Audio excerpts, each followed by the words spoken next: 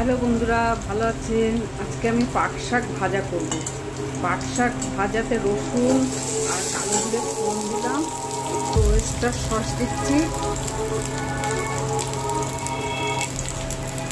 শাকগুলো কুচি কুচি করে ধুয়ে ভালো করে ধুয়ে রেখে দিয়েছিলাম। এবার দিয়ে দিলাম। এরপরে নুন হলুদ দেবো,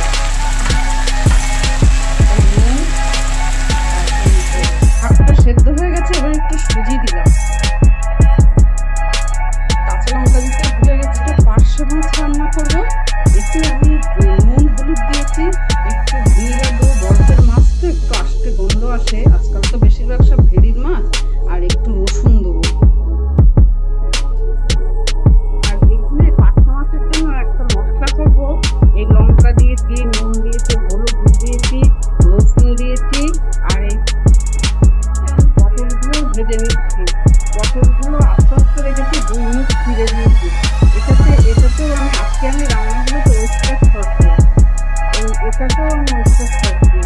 এবার এই আদা আর কয়েকটা কুচনো একটা গ্রেট করা এই দিলাম।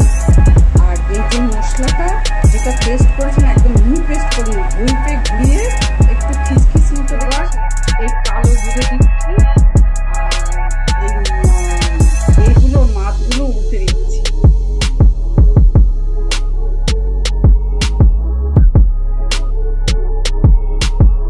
বেশি জল দেবো না, মেশিন ধোয়া জলটা দিলাম। আর এখানে একটু গরম মশলা দেবো, আর একটু চিনি দেবো। যেহেতু পটল দিয়েছি তো একটু চিনি। পটলটা যেহেতু সেদ্ধ হতে দেরি হবে, আমি মাছটা তুলে নিয়েছি। মাছটা তো খুব নরম, মাছের মধ্যে রস টস ঢুকে, ভিতরে রস টস ঢুকে গেছে মাছের মধ্যে। পার্শে মাছ পটল দিয়ে